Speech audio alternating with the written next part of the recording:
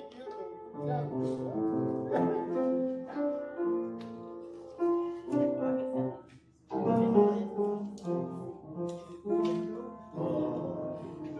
morning, everyone. Good morning. How are you this morning? Wonderful. Good. Okay, everybody's looking good. I'm Mary Johnson. I'm going to be facilitating today. I need you to know that we do have a virtual audience, and they are listening and watching. And then we also have people that will be coming in and out. I'll be facilitating today, and I want to recognize the other facilitators: Winston Robinson, Laura McClady, Carlinia, Ivory Canty, Jackie Edwards Walton, Nathalie McGillrath, and she's our timekeeper, so she'll be keeping the time. We have Mr. Steve Johnson, who's our website editor. We have Ms. Aretha Sherrill, who is our chaplain. And we always begin with a moment of prayer. So I would ask someone to please, Jackie, would you please are you going to give us a prayer this morning? Okay.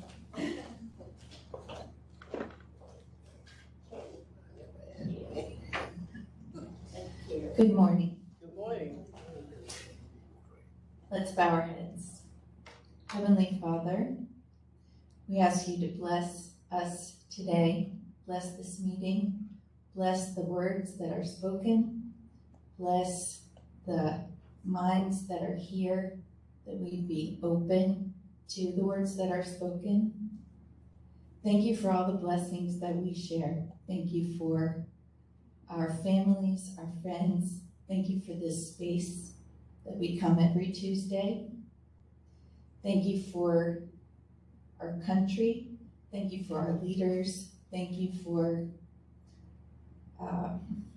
the opportunity to speak and to share our beliefs and our convictions. And we ask all this in the name of your Heavenly Father. Amen. Amen. All right. Thank you. Okay, our forum runs from 8:30 until about 9:45, at which time we'll stop and take announcements. I do have one announcement before. I have two. Number one is please silence your phones. Okay, let's put your phone. Don't be the one, as Winston says. Don't be the one. Thank you very much. I have a couple of announcements I would like to make, and I'm going to make these announcements later also after more people come, but I want to thank all of you who contribute to the coffee fund. We have a coffee fund back there because we like to offer coffee at this time of the morning. Also, something else that we have that I wanted you to know about, and I think you know, but you don't really know, is that we have an action fund. Okay, so our action fund is, we set it up, or I should say, this is something Sarah Stevenson set up many years ago. And we discontinued it during COVID because we weren't meeting here. And now we like to revive our action fund. And this is to support worthy causes annually. And we always disperse these funds to a worthy cause at our Christmas party that we have every year in December. So I have some envelopes that I'm going to put in the back. And they say Action Fund. If you would like to donate to the Action Fund, this is not mandatory, but if you would like to donate just to the Action Fund in addition to the Coffee Fund, one or both, you can just take an envelope, and we want to be able to differentiate the Action Fund from the Coffee Fund. So you can put your Action Fund in there, just $1 to whatever you want to donate, if you can do it. This will be here every week, so you don't have to do it today. And again, it's not mandatory. Okay, we're going to start. We have with us today City Councilman District 2, Chair of the Economic Development for the City of Charlotte, the Honorable Malcolm Graham of District 2. He has been, I'm not sure exactly how long you've been in there, but you've been in there for a very long time, right? And he's done a lot under different administrations. He's also served in Raleigh, and he's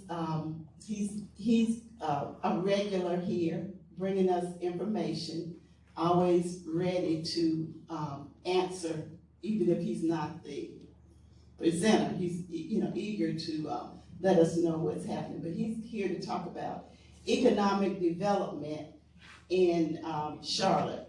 Before you begin, I want to recognize the Honorable Beverly Earl. She's a former legislator, and she's here with us today, so we are so happy that she's here. She's really a special person who's done a lot for not only Mecklenburg County, but North Carolina, so we do appreciate it. Oh, and she's the chair, she is the chair of the Board of Elections right now, okay? So, I'm gonna let Mr. Graham talk, and then after he finishes, we'll take questions from the audience. Be sure to raise your hand, and what we'll do, we'll call on you in the order that you have raised your hand. And you have 30 seconds to ask your question, 30 seconds. And then you may answer, Mr. Graham. So, thank you. Thank you, Mary, and good morning, everyone. It's indeed an honor as well as a privilege to be back at the Tuesday Morning Breakfast Club. I've been attending these meetings for well over 25 years now, I guess now, when we actually used to serve breakfast at the Tuesday Morning Breakfast Club at McDonald's cafeteria and other locations. And I like coming because this is really grassroots when you really hear what the community has to say. And I generally come and do more listening than talking because it's an opportunity for me to kind of find out what's going on. I want to recognize some individuals from the city who's here with me. So if you would just raise your hand and introduce yourself quickly, those who are from the city, right quickly. Steve. Good morning. You got to stream it on.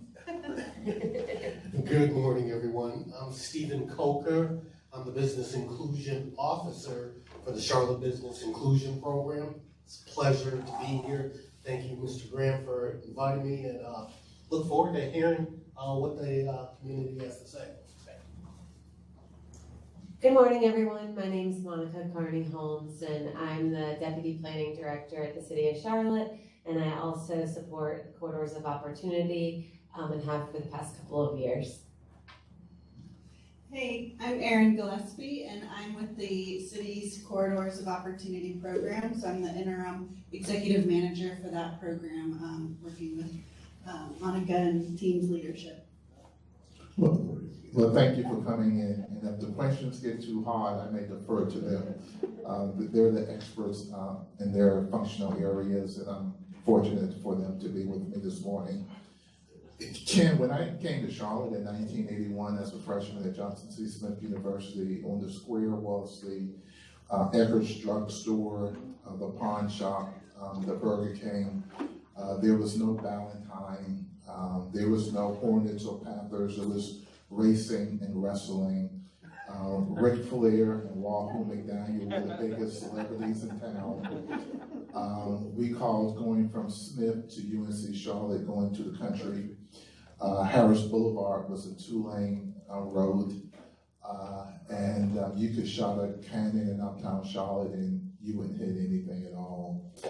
Fast forward to 2024, Charlotte has grown significantly. One of the fastest growing cities in the country, the 15th largest municipality in the country, the top 10 in the MSA in the country, and that's a growing area. I think that to start this conversation off is really, from an economic development perspective, is really talk about our budget first, right? July 1st started the beginning of the 24-25 city budget, a $4.2 billion budget that we approved that went into effect July 1st of this year. Some of the budget highlights is $100 million for affordable housing if the voters vote for it in November. Currently it's at $50 million for the Housing Trust Fund. The budget proposed an increase to $100 million upon the favorable vote of the public in November for affordable housing. And you can't talk about economic development without talking about what I call the three stools: housing, workforce and job development, and public transportation to get back and forth to work. And so I'm very proud that we have done that, and looking forward to the citizens endorsing that in November. A lot of money in the budget for infrastructure improvement, a strategic action plan for infrastructure that we put in the budget for the first time this year. Funding our police, fire, our city workers, they all receive raise. Funding of the Arts and Science Council, a very intentional look in terms of public transportation and things that we're doing there. And then there's the whole economic development space, and everyone talks about the high profile projects we do all the time, but we do a lot of what I call blocking and tackling that kind of goes unnoticed, starting with our small business support of small businesses in the area. Small business in Charlotte employ more people than all the major banks combined. And so there's a real special emphasis on terms of working with small business in general, and specifically minority and women development enterprise. And that's why Steve is here. He does a tremendous job in terms of making sure that equality and inclusion is a part of everything that we do. We'll talk a little bit more about that.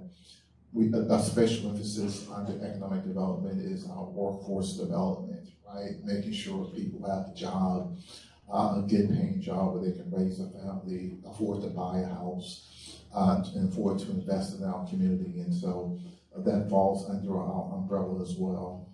We do corporate recruitment and retention, and we fight with South Carolina all the time for major corporations right on the border. They can go to South Carolina and receive incentives, or they can stay right here in North Carolina. And so we fight all the time working for to recruit major corporations and retain the ones that we have. And then there's these large-scale projects that everyone talks about. The guy to my right continues to write about.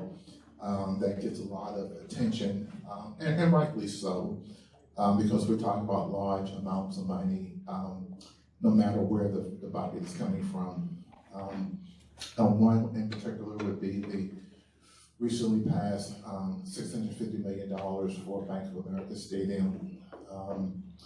I voted for it. I believe it's an investment in our community, a long-term investment in Charlotte.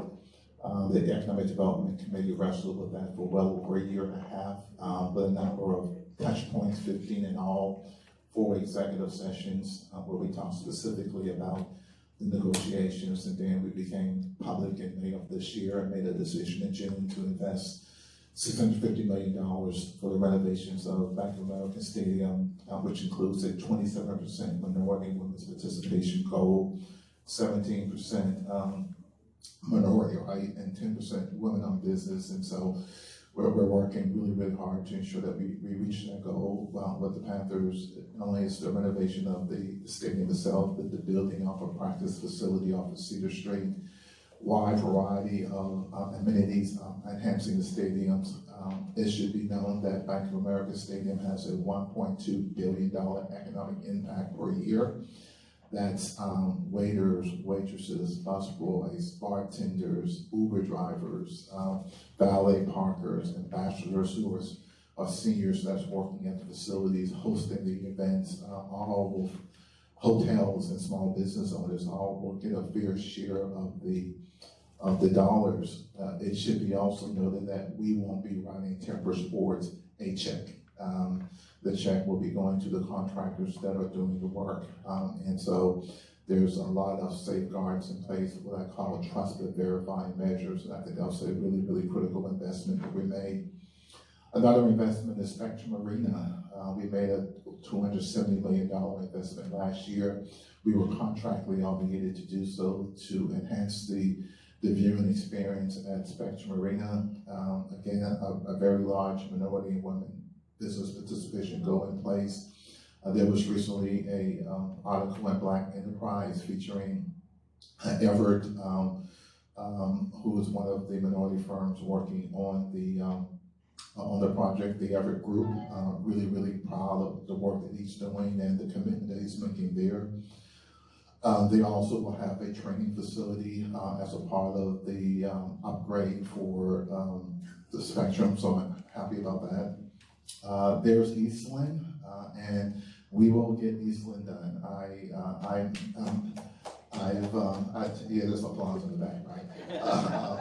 I've said publicly and I've said privately that it is time for that project to come to an end. Right now, it's going vertical, so there will be people living on Eastland Mall by the end of the year, that site, on the crossing side of the construction. The construction is going vertical. A lot of activities are happening on the left side, the west side of the site.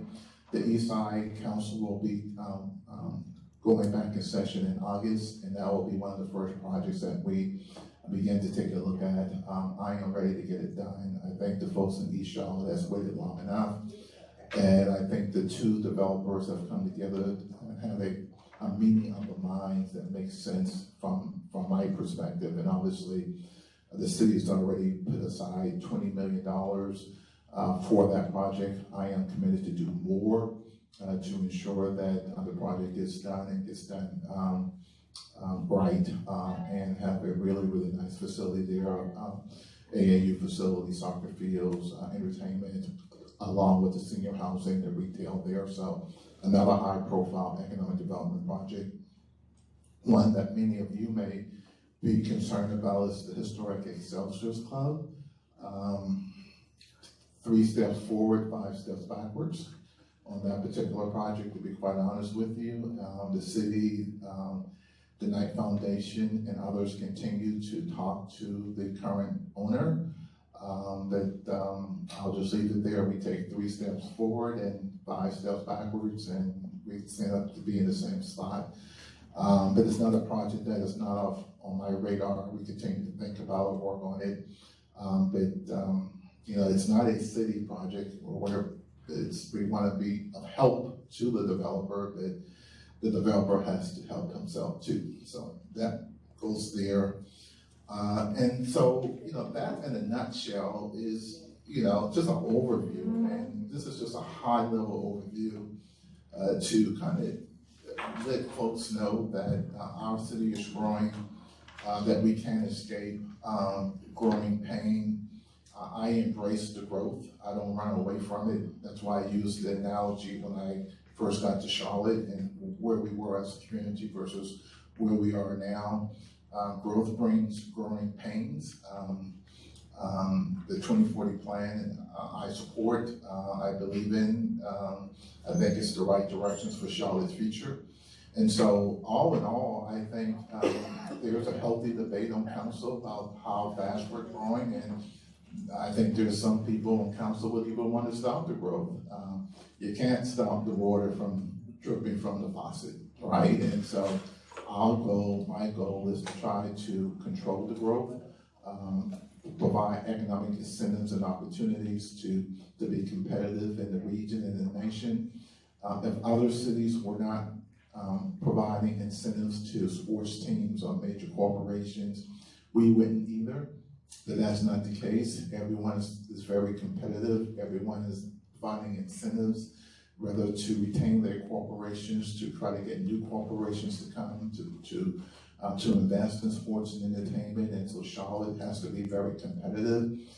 We have to be competitive on 3 fronts, as I mentioned earlier, in terms of our housing for the city and the region, job and workforce development for the city and the region, and providing ample transportation opportunities for those who need it in the city and the region. That's the 3-legged stool that we're working with, the economic development officers, whether we're talking about the corridors of opportunity, which is a major emphasis that I support, I champion since I got back on council.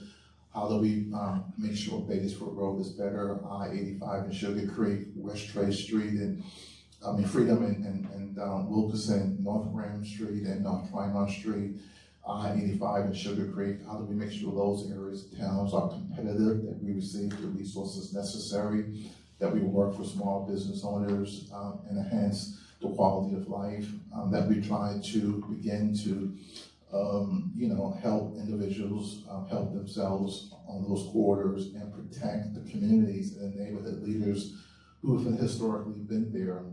I say once and I'll say all the time, my goal and objective is to make sure that people are part of the change and not victims of it.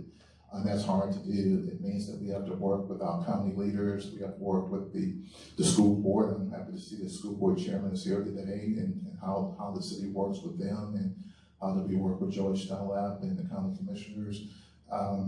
We have to think and have one vision as a region.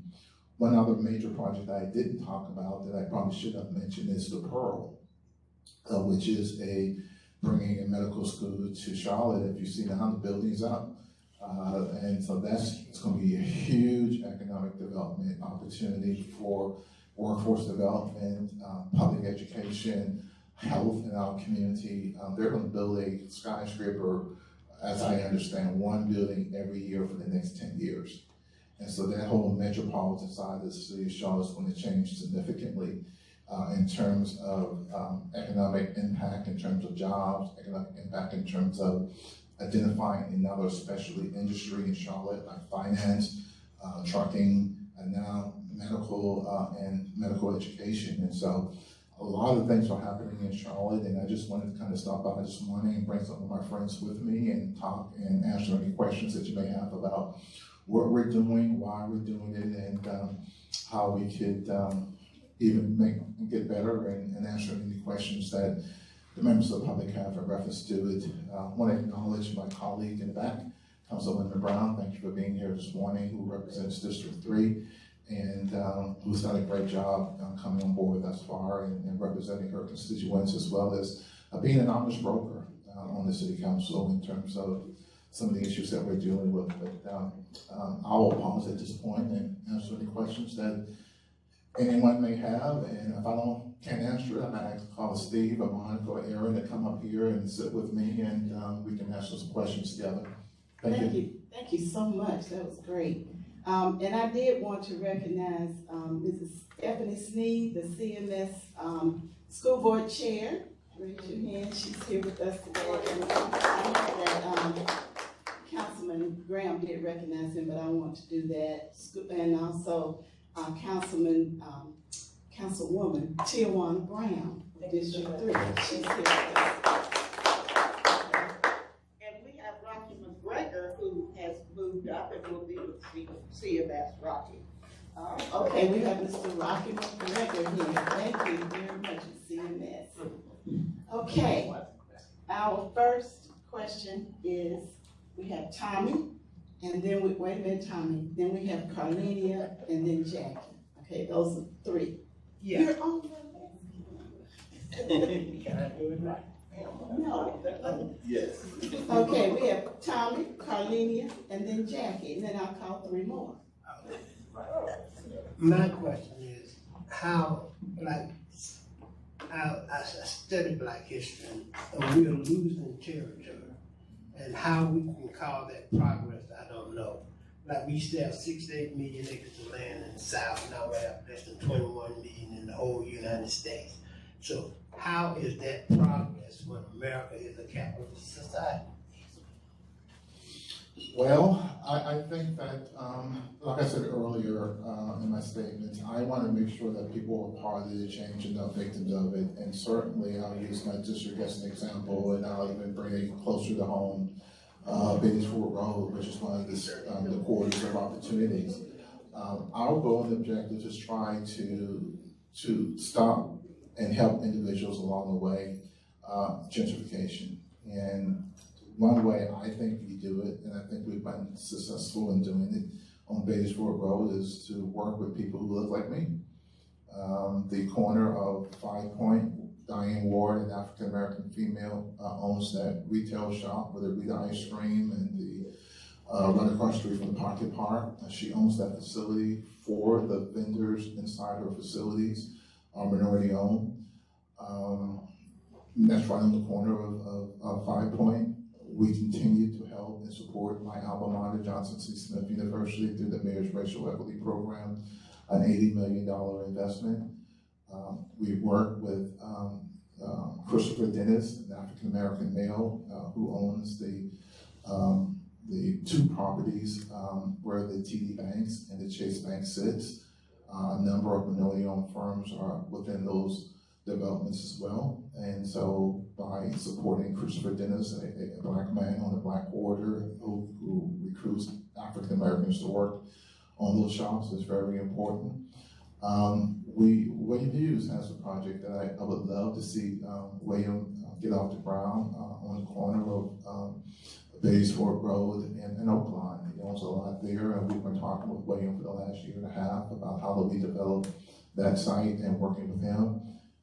William is an African American male, and so I think part of the solution is to identify individuals that we can work with that look like us to protect these corridors, and that's what the corridors of opportunity is really all about, is how do we begin to penetrate these historically African American corridors, whether it's I-85 in Sugar Creek, Graham and North Tryon Street, certainly Baysford Road, and provide the services necessary. How do we make sure that we have, in all these 6 corridors now, there's a nonprofit organization that we're working with that folks can go there and talk about job opportunities and workforce development opportunities or business opportunities on how to strengthen their small businesses. And so I think by being very intentional and being very calculating in terms of how do we begin to thread the needle, I think that's what we do.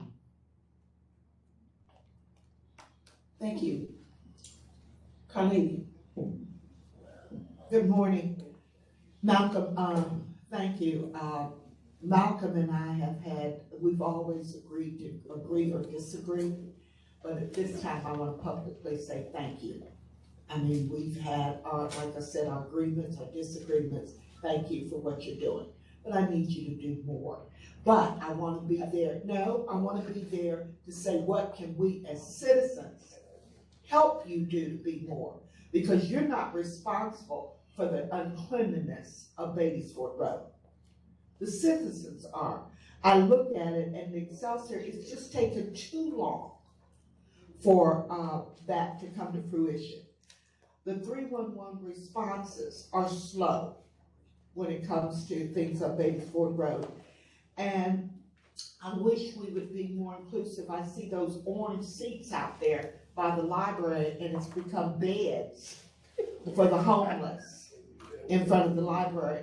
And then there's some contemplation or bringing in that homeless shelter at Gilbert Street, and I would just want the citizens to be more inclusive and have an opportunity for input. We have a homeless shelter on Statesville Road. Matter of fact, we have 2. And you know, I feel like everybody needs a place to stay, but we can't keep bringing them to the same area. The area you're talking about, I love Chase and all them being there, and I know Truist and all them are coming. I think it's Truist. Is it Truist? Fifth Third. But we have got to do more for Batesford when it comes to human services and opportunities. And I don't know, I think we as people need to get together and say, how is this gonna work? We can help you. So here's the rub, right? And all my career, I try to be an honest broker. I tell people what they need to know versus what they want to hear. And sometimes that rubs people the wrong way, but it keeps me honest and keeps everybody honest. So I can refer you to people if you want to talk to some folks that tell you what they want to hear. They'll tell you what you want to hear and won't tell you what you need to know. And I think that's really critical. So here's what you need to know on Batesford Road. I'll call code enforcement. I make a deliberate effort every day to drive Batesford Road, whether it's to go home or to go to Smith, so I'm always on the corridor. I go to church at Friendship, I'm always on the corridor, and I'll see trash on the corridor, and I'll call code enforcement and ask for a favor, and they'll clean it up on Monday, and it looks good Monday afternoon, and by Tuesday afternoon, it looks like they never were there. And so it's the self-help that we have to do this ourselves, right? We got to, the trash didn't drop from the sky. Someone threw it there, and someone threw it there, who shopped there, or who visited there or whatever. And so we got to do a better job of maintaining our own community. That's just being real.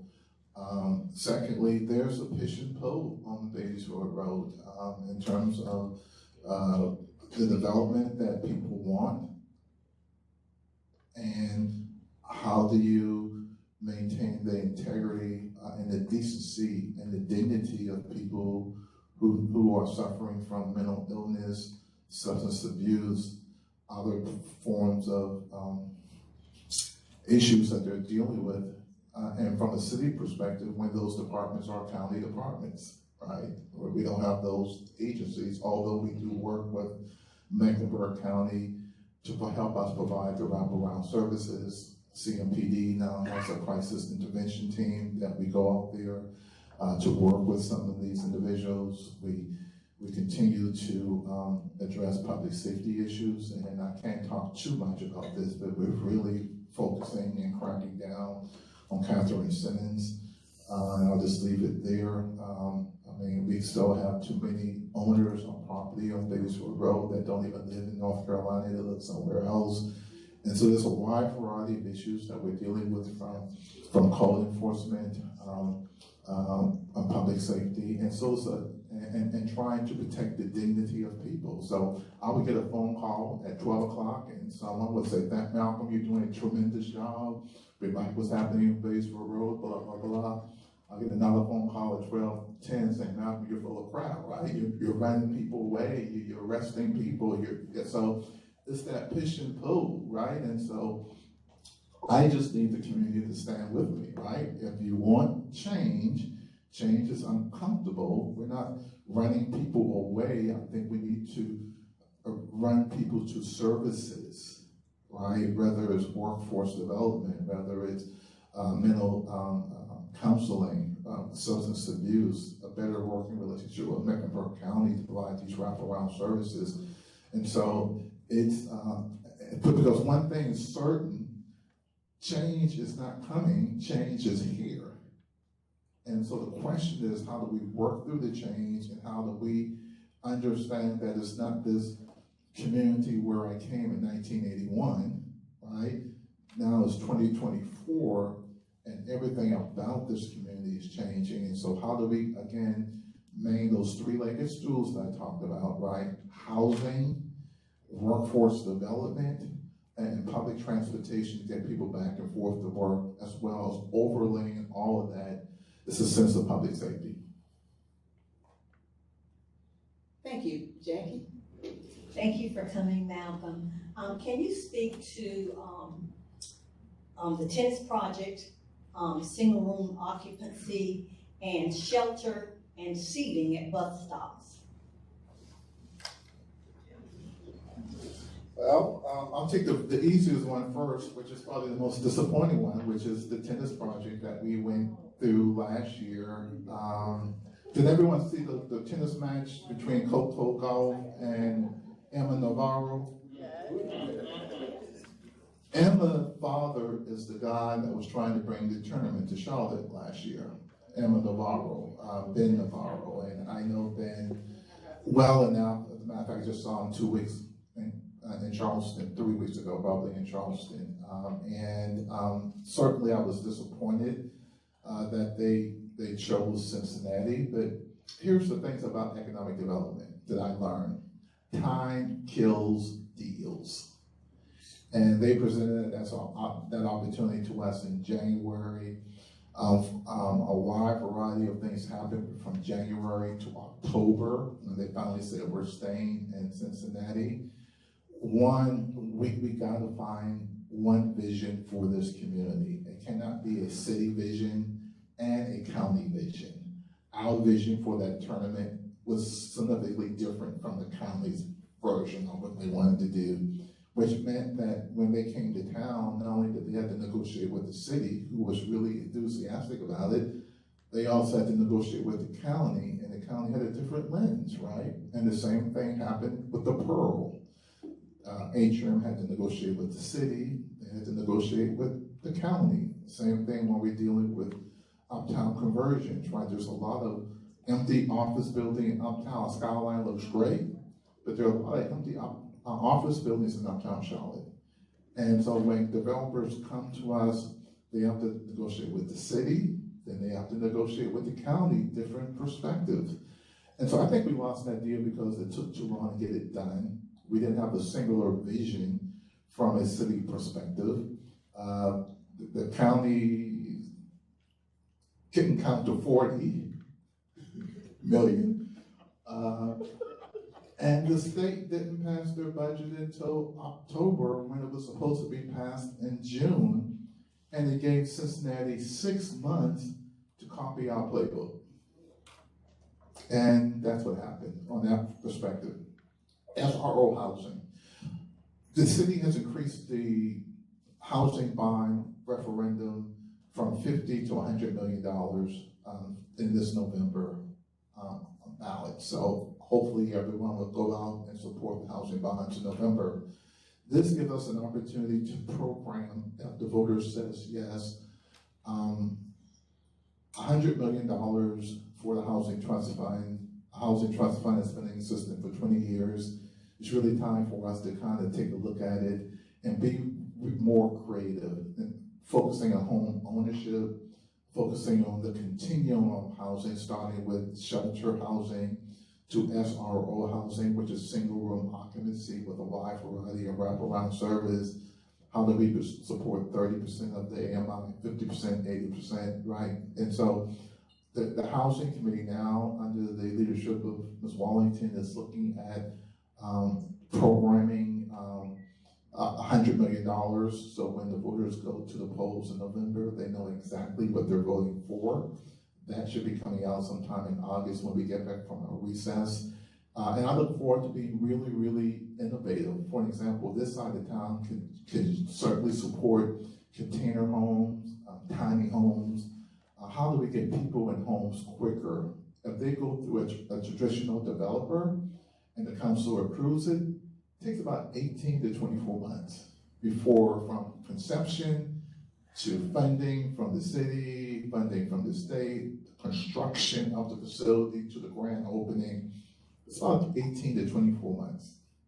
We need to find a way to get people in housing sooner and faster. And so hopefully that committee will think broad and wide and creatively about how we could get people in housing a lot sooner. So those are the two questions I think. I think there was a third one in there. Shelter and seating at bus stops. We gotta do better, right? There are some gaps in the system, and under the new CATS interim director, he's been taking a holistic view about what's happening with CATS. I know that's been an issue that council has been addressed to council before, and I'll take a note and give you an update on that. Okay, Winston is. Good morning, Councilman Graham. My question is based from the perspective of hearing what economic development would seem like to you from a cultural perspective, arts and cultural perspective. As you know, I run a nonprofit applesauce group. And our last event, we had the Great West Side Fish Fry. We had about 5,000 people. And we had a lot of small businesses act as vendors. And I think about one of those businesses being Jimmy Pearls, who got their start at our flagship festival of Alcohol Fresh. Then they grew to be a James Beard nominated, establishment. However, there are no KPIs on culture. It organically develops. And as we have been denied every city grant, whether it is arts and culture or corridors of opportunity, I know how important the things we do, the programming we have, is to community. So I wanted to know, how do we assess that, or reassess that lens of economic development, because we know the touch point of access that we provide for small businesses? I think that's a good question, and it's also a complicated question too, not from my perspective, but for some others. The council budget just appropriated $11 million for arts and science in the budget that we just passed that went into impact July 1st. 9 of that 11, I think, went to what I call the blue bloods, right? The Discovery Place, the Mint Museum, the ballet, the opera.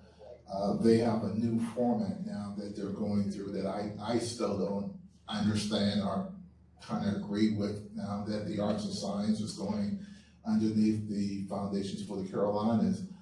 I want to get back to what we started talking about originally, was how do we make sure that these independent artists that are not affiliated with the Blue Bloods get a fair and equal opportunity for city funding to express themselves creatively, that we kind of support the Blue Bloods, but we also allow enough space for newcomers to come in and to create a whole different new arts vibe in Charlotte.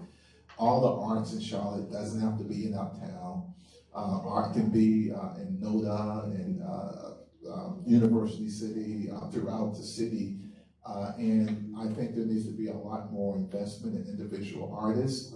That's something that I will continue to support and uplift, and find a way to be a lot more creative in terms of getting the resources to them. One thing I should have mentioned about our budget that I didn't is that the council funded a lot of nonprofit organizations through council members just raising their hand and saying, yes, we believe IE and Block Love Charlotte, we know the work that they're doing on the ground, and we believe that they're worthy of partnering with the city to get funding. I think we need to have a lens down towards those individual artists, individuals like yourself, that council members kind of say, hey, I see this guy doing a lot of work. I've been to your events a number of times, that he's worthy of city funding and city support. But that's just an allocation, which you want us to institutionalize the support, right? So that when Malcolm leaves, when whoever leaves, the system's in place to make sure that those resources are going to you, and that's what we have to work towards. Okay, Gary, and then Rocky. All right, Councilman Graham, good morning. It was a great segue because while Brother Robinson's talking about economic development from the nonprofit sense, I have a question about it from the for-profit sense. We know right now, candidly speaking, staff doesn't really care. And by staff, I mean the city manager's office. They don't care about MBE utilization. They don't care about what? MBE, minority business enterprise utilization. That's not true. Now, I speak from experience, but in outreach. But the current system basically gauges utilization commodity based on the number of registered suppliers you have in that particular service. Therefore, I see the only true mechanism to increase your percentage or increase your outreach utilization in minority businesses is to simply have more Black businesses registered.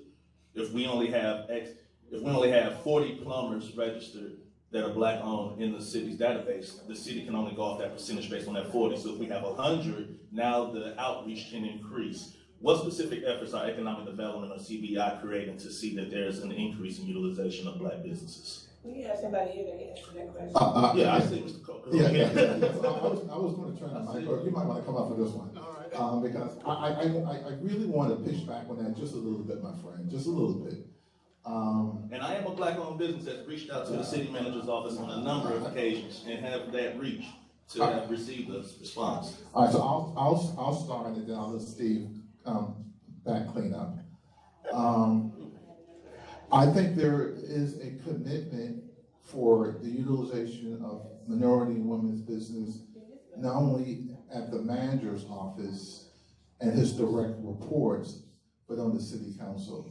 Every council meeting, there is a conversation about how do we identify ways to increase participation, how do we hold vendors, corporate vendors who are coming to the city accountable for the goals that they have set, how do we get performance measurement results on a quarterly or biannually basis.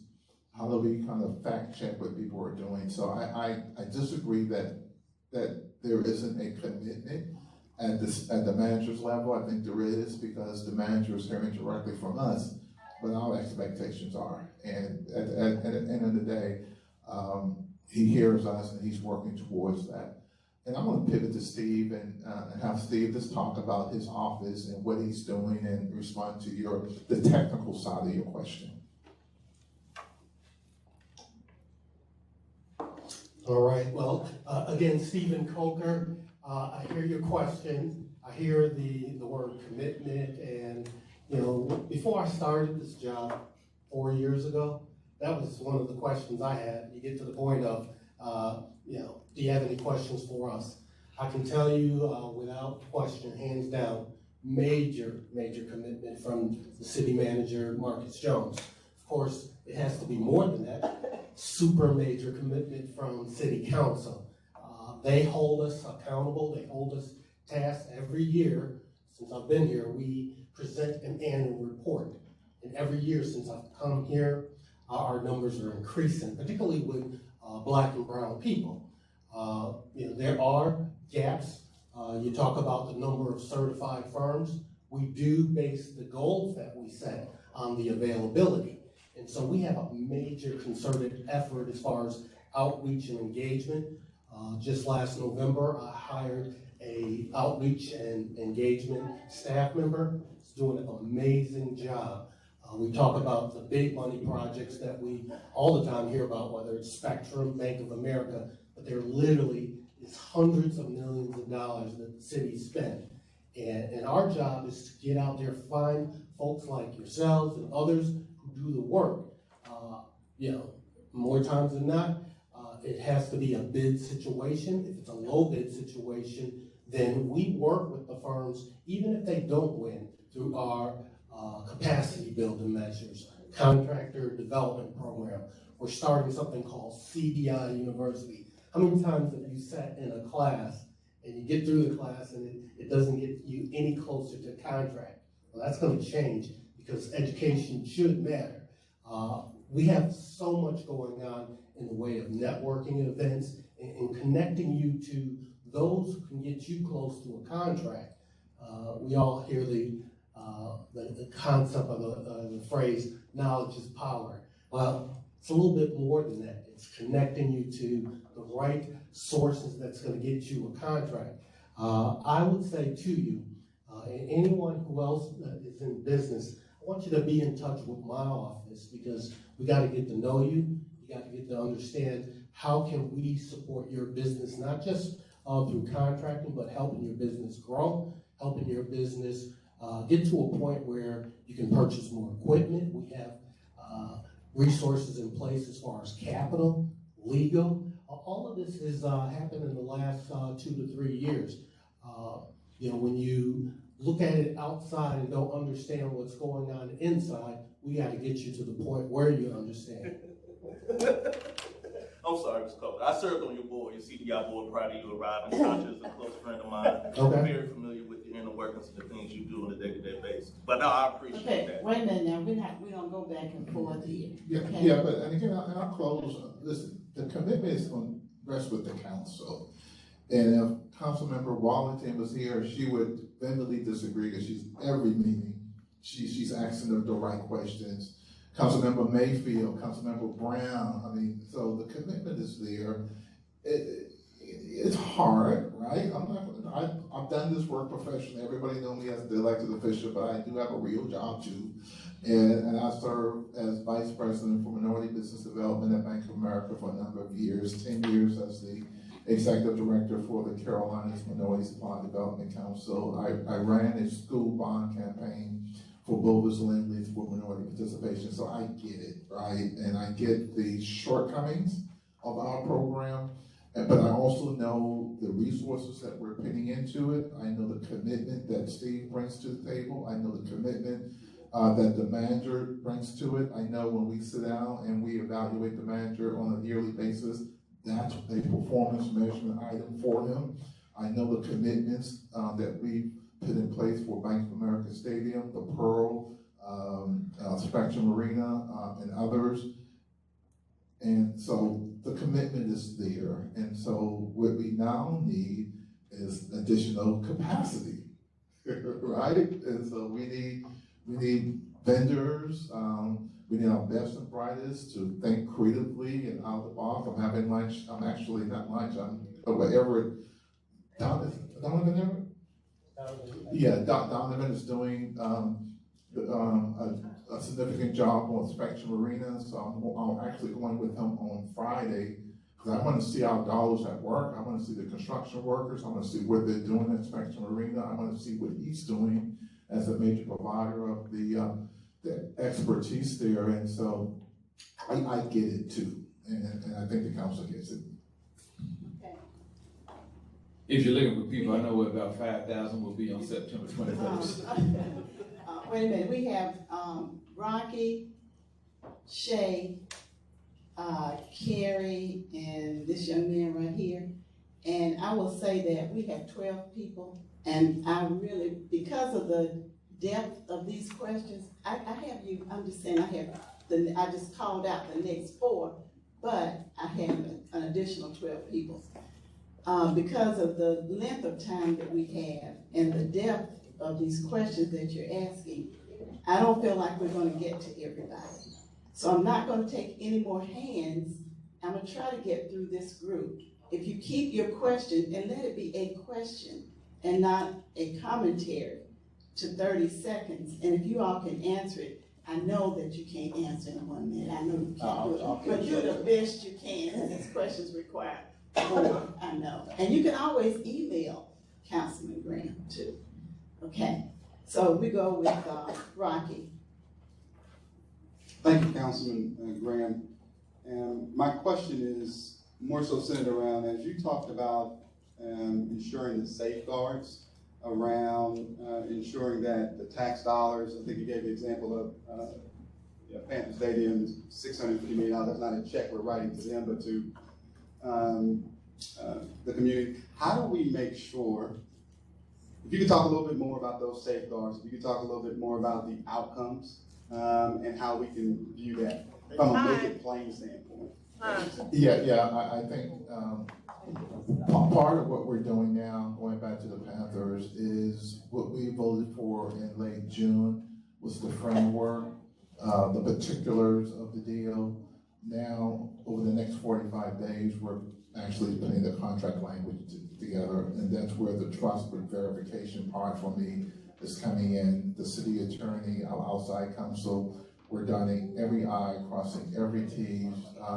Council, at least me and several others, will be getting an update at the end of the month of how those conversations are going with the attorney's office. I'm intimately involved in that from an oversight perspective. And so that's the devil's in the details, right? And so right now we're covering our butt. We clearly understand what has happened around us with Temper Sports, whether it's Rock Hill or Eastland Mall or whatever, right? So my goal is to protect the interests of the city, and we'll do that through the contracts. Trust but verify. The trusting part for me was saying yes. The verification now is in the documentation that has to be signed by lawyers. Okay, Shay.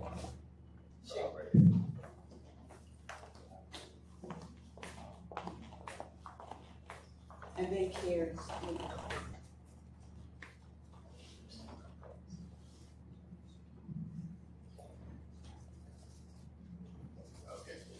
Good morning. Thank you, Malcolm, for being here. Councilman Graham, pleasure to meet you, Mr. Coker. I had one suggestion and then a question. The big question I have is, how do we better leverage JCSU's power in these conversations about how we drive economic impact, how we leverage these conversations with developers, whoever's coming to the corridor, and then their direct participation in building opportunities along the corridor off campus, I'll say. You must have looked at my calendar for today. At 4 o'clock today, I'm meeting with Keith Cockrell, the chairman of the board of JCSU, the president of JCSU, their facility manager, along with Tracy Dobson, our head of economic development committee, and we're talking about some of the things that will be happening or are proposed to be happening around JCSU, specifically at the 5-point intersection, i.e. the old two-way shopping center across the street from where Church's Fried Chicken is, there is some speculation that there may be a Weaver market, some senior housing, some other type of economic development projects there. Nothing's finalized, all on the drawing board, people are talking.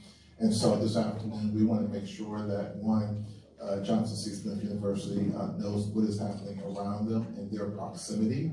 And then secondly, talk with them about the land that they own on Batesford Road. They own literally from Mechanics and Farmers Bank all the way to French Street on the left-hand side of Batesford Road. And so obviously, the number one goal of the institution is to educate students. The university does have an economic development role in the life of the city, also in the life of the university. And so the conversation today is just really about letting them know some of the things that the city would like to see happen, i.e. Malcolm. You know, we got the streetcar that runs right in front of Johnson C. Smith University. We have the what's happening with the Weaver Market, what's about hopefully to happen at the Excelsior's Club. We still want to, again, work on Oakline and Batesford Road.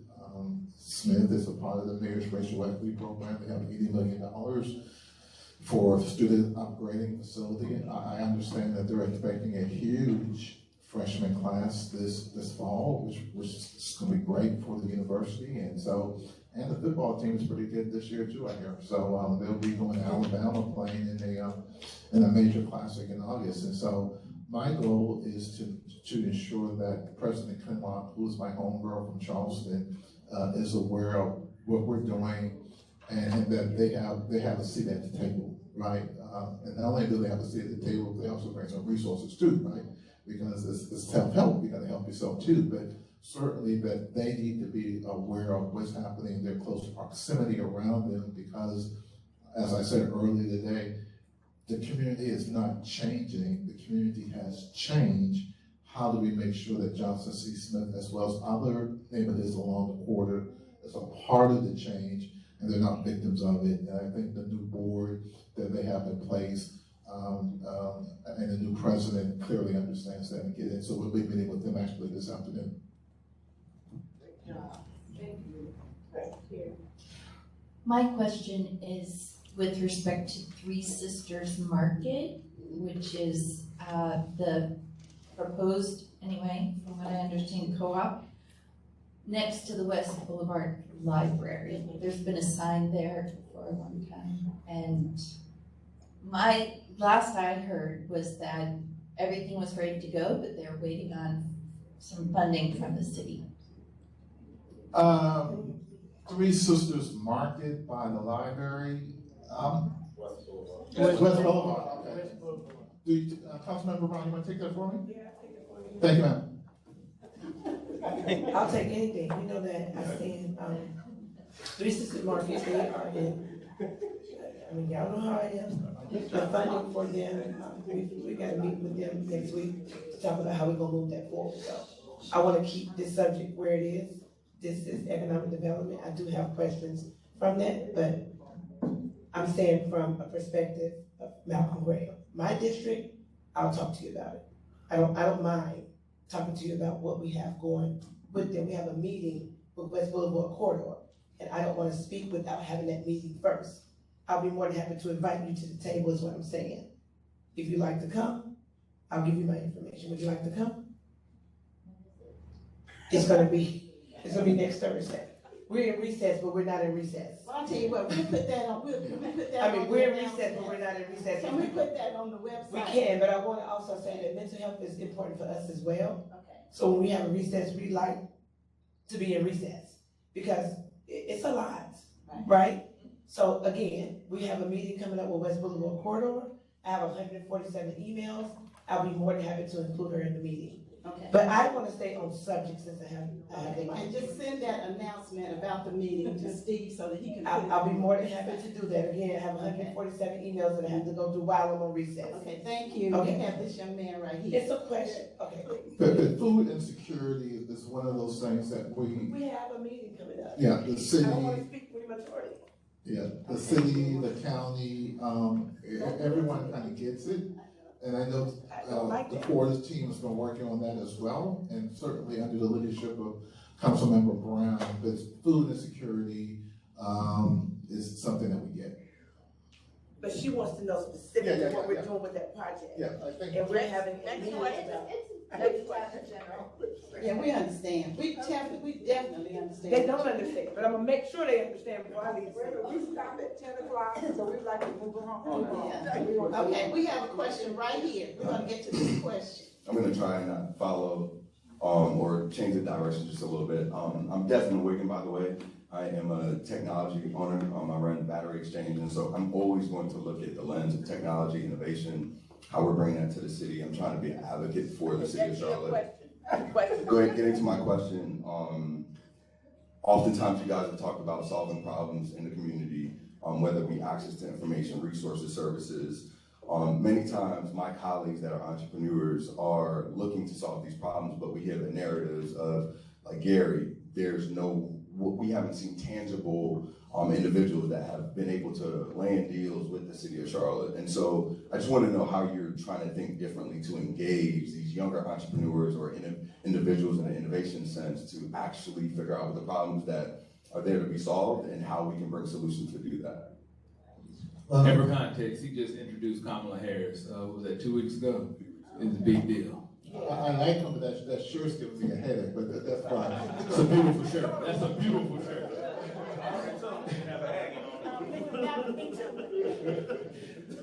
Thank you for the question. The operative word I heard you say is engagement. And I think it's real important that we understand who you are, what you do, who you're connected to, but also for you to understand, I report to the Chief Technology Officer, who's also an ACM or Assistant City Manager. And our conversation is always, how do we get more technology companies? Well, number one, you have to learn about the opportunities, you have to be certified, and then you have to understand the path of how do you bid or quote a project. Again, I could go on, but I think it's a very fruitful conversation for us to have. I'll be sure to pass my information to you. And I'll follow up with you offline too. My daughter went to Winston-Salem State. She didn't know any better either. So. Smart girl. Good morning. Thank you for being here, Councilman. If I want to change it up a little bit, what is your perspective on the presidential election, and what are the conversations that we need to be having in our communities now to make sure people do the right thing?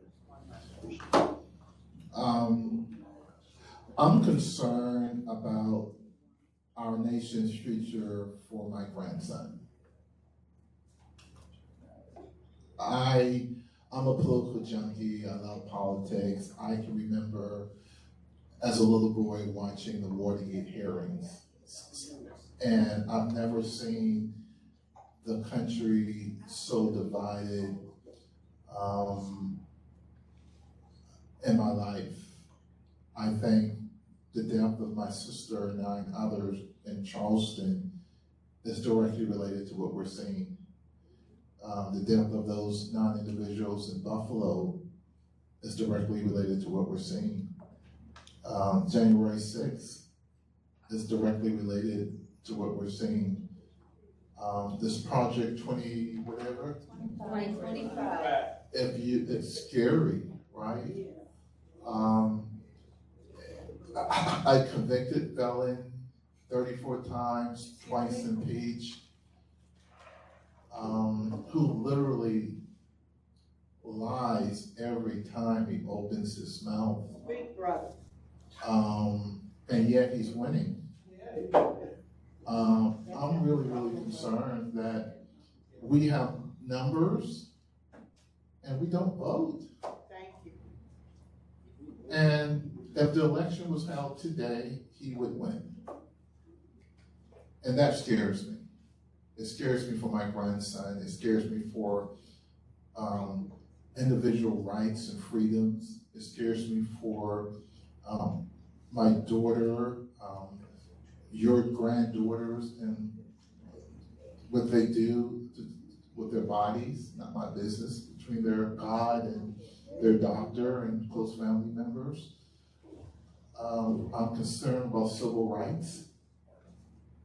I'm really, really concerned. And I don't see the urgency of now.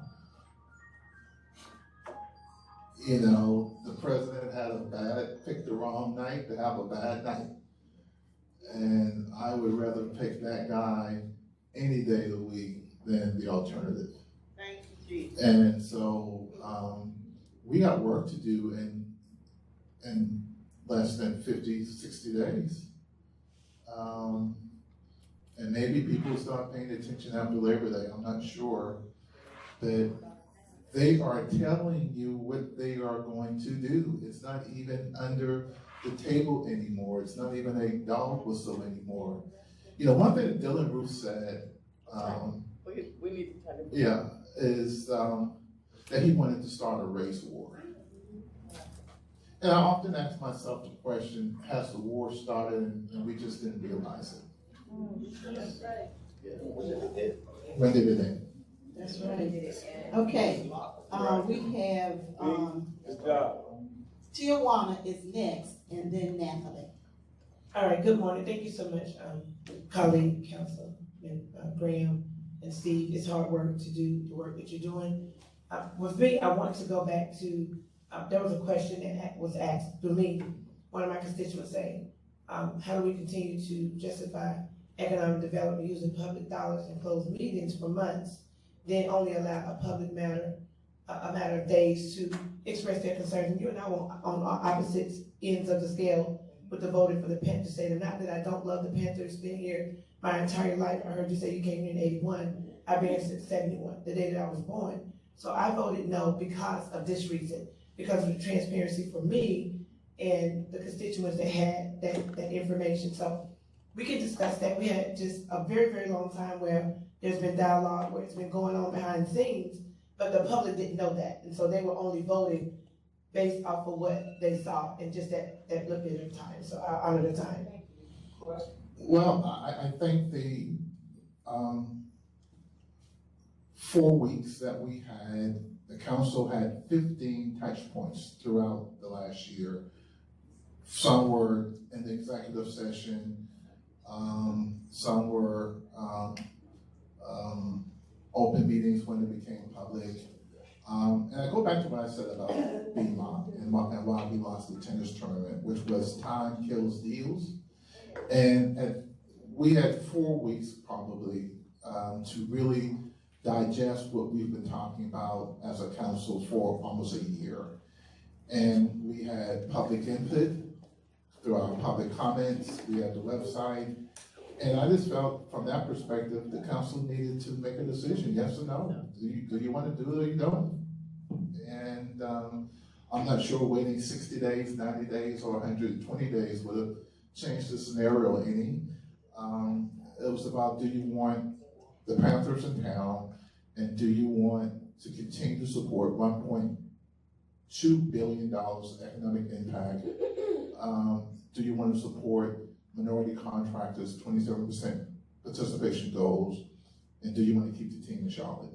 And I think that was a decision that council needed to have, and I respectfully disagree, and we talked about that before, and it's about creating jobs. And one of the things that we cannot do in Charlotte, we cannot stop investing in ourselves.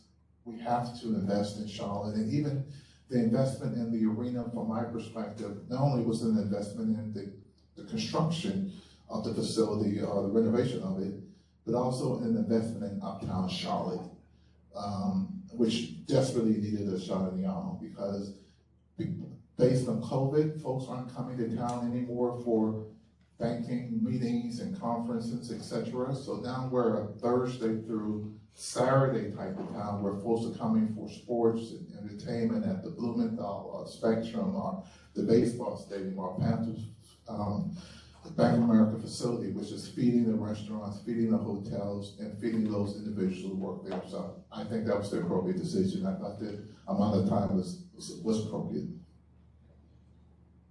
Okay, yeah. Again, thank you for being here. I want to go back to something you were talking about earlier when the topic was the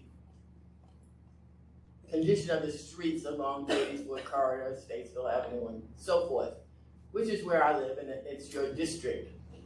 To me, I pay enough taxes that I should have the resources to keep my streets clean. Now, I appreciate the fact that you called, said, give me a special favor. They clean it up on Monday, it's dirty on Tuesday. I want them to clean it up on Tuesday, Wednesday, Thursday, Friday, every day, as long as my streets are dirty. Why can't I have that type of resource? Well, a lot of the cleanup that we do ends up being on private property.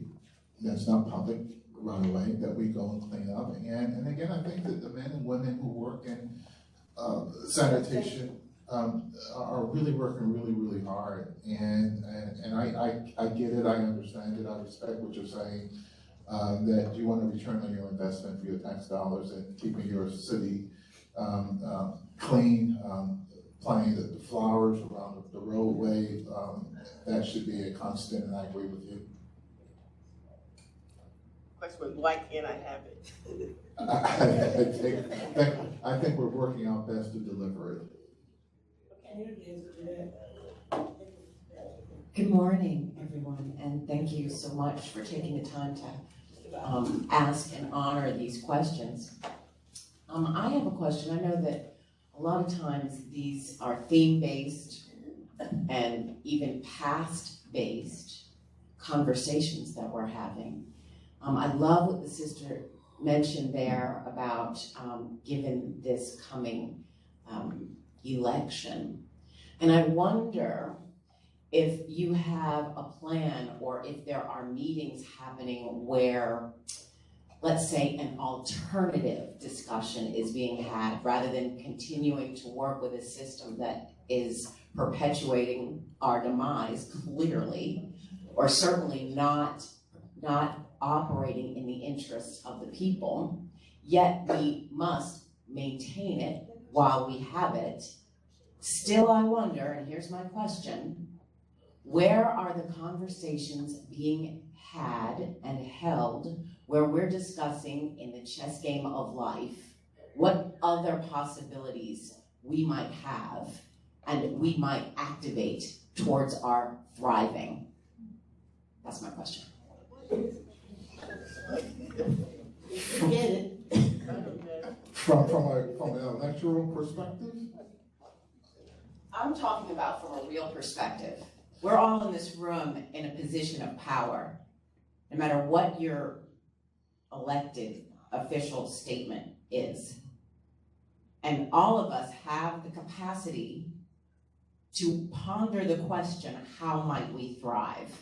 And from the position that we're in, do something about it in the moment. And that's my question to you. Like, we're having these questions about how to operate the thing that's falling down and broken down and breaking us down. Okay.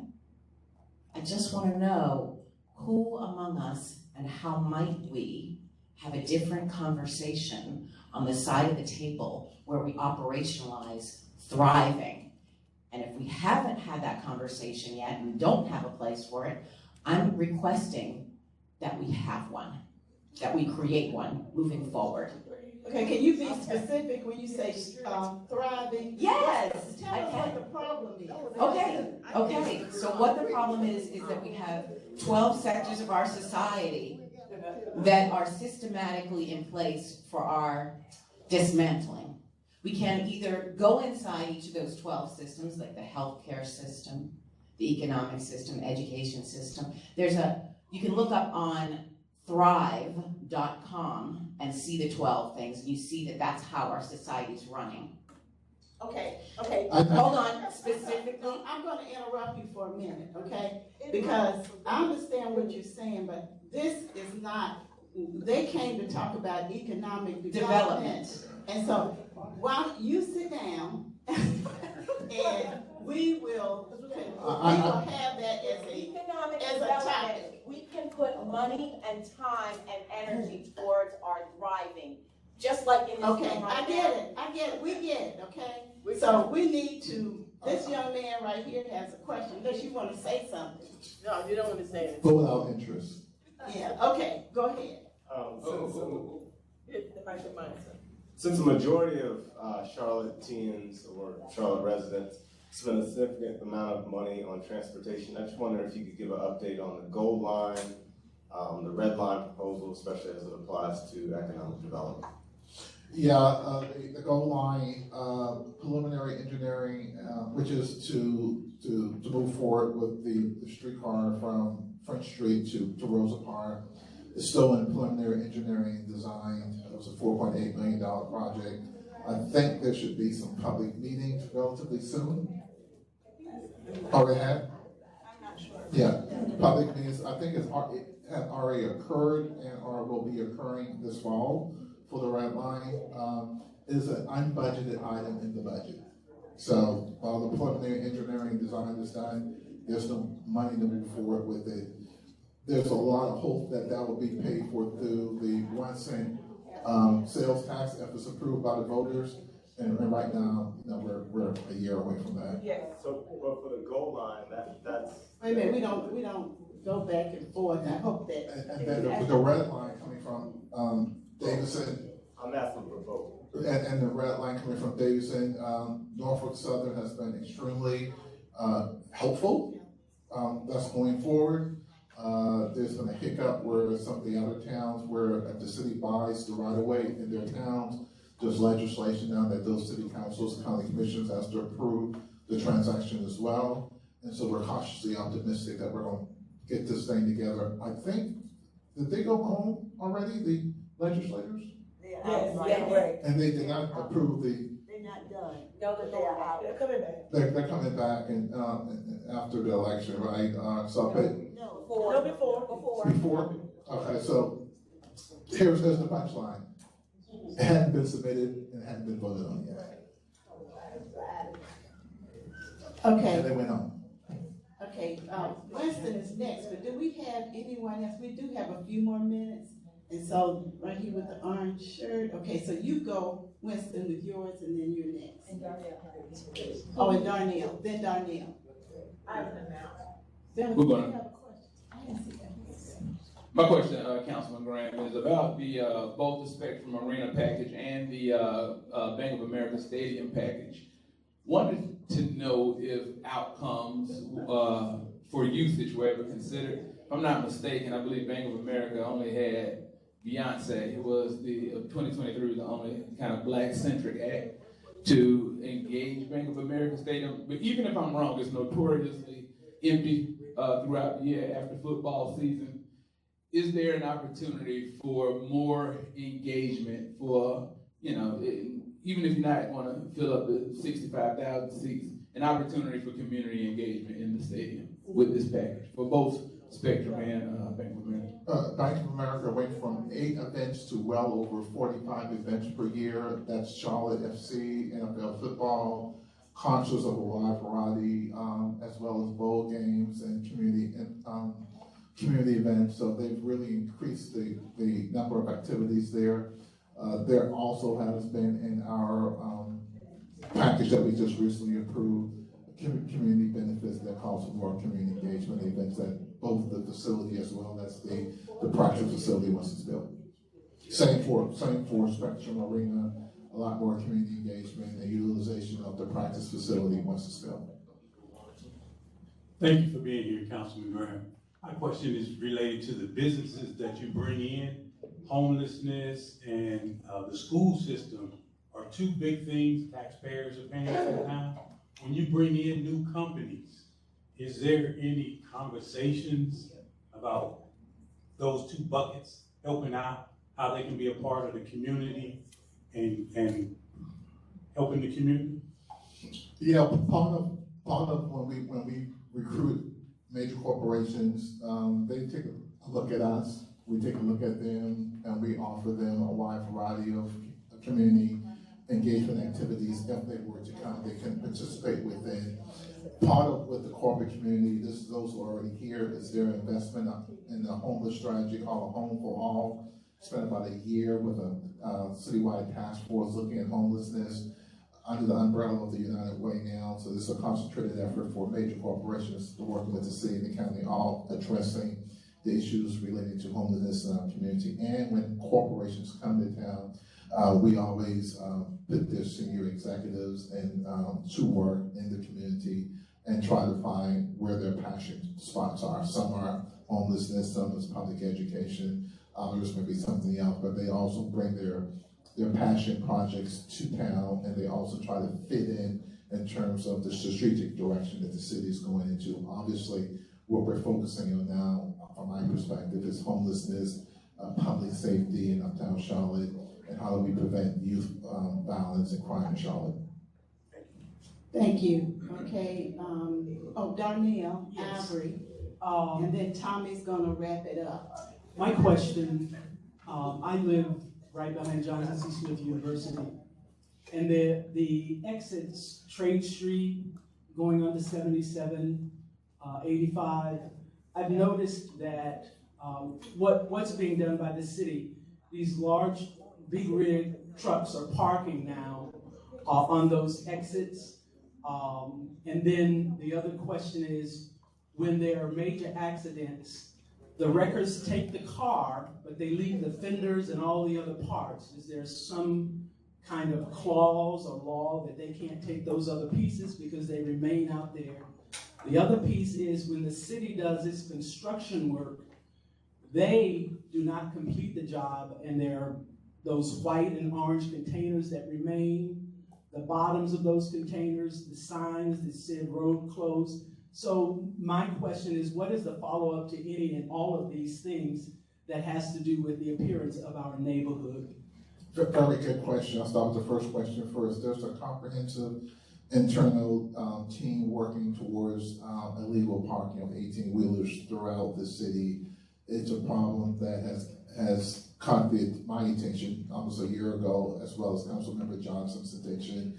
And the city manager has a team working towards trying to address policies, procedures.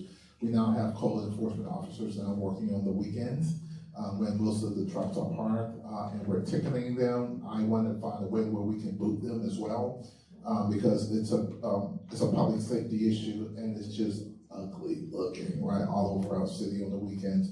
Left reasons, I just don't know about that. I can follow up. I think Monica's running some notes, and Aaron, I'm sorry, is running some notes, and we'll follow up with you for that on the last two questions. Oh, my question is, like, I've studied the situation. It seemed like we had more under segregation than we got under integration. It seemed like we had more under segregation, more businesses, more everything under segregation than we had under integration. And I want to know, what can we do about it? You know, we don't own anything. Well, I think we continue to work, right? And part of what I tell people all the time, putting my MWB hat back on, there's a lot more opportunities in the private sector than there is for the public, right? And I would really encourage everyone to have the same type of energy addressing major corporations and their procurement activities as well as the city. The city, they have less red tape that they have to deal with, and we got to work in a banking town. Getting access to capital has always been a problem, and in a banking town, unfortunately, our access to capital has always been limited. I shouldn't hear what she said. Good morning. I've got two things that I want to address. I chair the Board of Elections, and anything that you need to know about voting, about the board, anything, all you got to do is go on Mecklenburg County Board of Elections. They've got, I'm sure everybody in here knows all of that, and everybody in here is a voter. But just in case that you do run into people that need some information on where their precincts are, anything, go on the Board of Elections. Another thing I want to say is connected to the stadium issue. I know that this was a lot to be said and very controversial, but I just would like to clarify something. You know, technically, this was not taxpayers' money. This was not taxpayers' money. And every time I heard it on the news, it was taxpayers' money. This money was generated by a fund that was for the prepared food tax. If you never went out to eat, or if you don't do buy prepared for food, you don't even have a dog in this fight, because that's where the money came from, and the intent was for hospitality-related issues like the convention center or the arena. The council had to make a difficult decision about what to do. But as already has been said, and the reason I'm saying something is because I did the legislation. And but I think the council had a hard decision. But if you want to see the growth in Mecklenburg, if you want to see things happen, then it's going to take funds, and it's going to take the funds that's generated from the soccer, the arena, and one other little thing. Excuse me? How you doing? One thing I would like to say too, excuse me. One thing that I would like to say is the fact that when athletes come to the city, the county, or the state to play, they have to pay income tax. So we're talking about, how the money will be flowing into the state to help better the state as a whole. Thank you. Thank you. Okay, we have announcements. Let's make announcements. Make your announcement brief, and also you can give your announcement to Steve for the website. I have a very important announcement. Steve, make sure you put this in the book. There's a young man who is sitting outside. I am the oldest of 9. He is my baby brother. He went to North Carolina State University, got a degree in engineering, and has bought into the security company. Please say hello to my baby brother, Joe Graham, who is sitting there because someone did not show up. Thank you. Thank you. I have an announcement before people start leaving. I have a large box of peaches back there. And I need for you all to take some peaches. I brought some bags back there for you to put your peaches in, but I cannot take those peaches. My husband said I cannot bring those peaches back home. Okay.